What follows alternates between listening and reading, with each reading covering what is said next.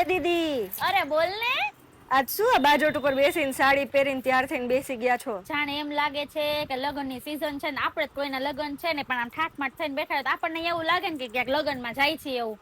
સાચી વાત છે હો. અને એમાંય વળી પાછું જો આ બાજુમાં શેનો થપ્પો લઈને બેઠી છું ઈ તો જો તું.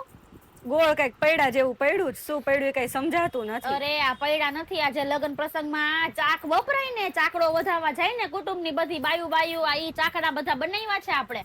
ઓહો, તો બતાવી દો હાલો, એનું કઈ મહત્વ તો હશે ને? ચાકડાનું મહત્વ હોય જ ને. શું મહત્વ છે એનું? જો પેલા તો છે ને જે વર કે કન્યાના લગ્ન હોય ને હા હા. એનો માંડવો રોપાઈ જાય બરાબર, પછી એને નવડાવવા માટે જે માટીના ઘડામાં પાણી આપણે ભરી બરાબર, ઈ માટીનો ઘડો કોણ બનાવે પેલા ઈ કે?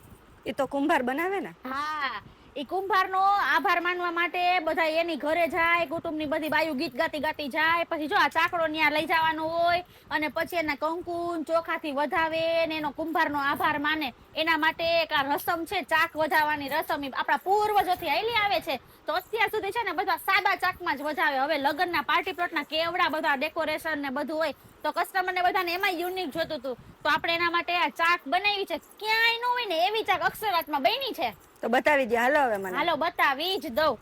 જો એક એમાં આખી રેડ કલરની આપણે બનાવી છે મિરર વર્કમાં. જો આ રેડ અને યલોમાં મિરર સાથે લીપણમાં.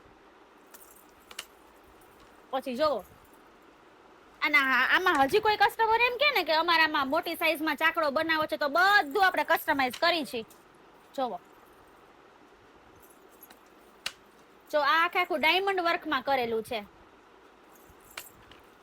બહુ નવી ડિઝાઇન લઈ આવ્યા હો તમે. લઈ આવી પડે ને ભાઈ, આવી તને ક્યાંય જોવા જ ન મળે.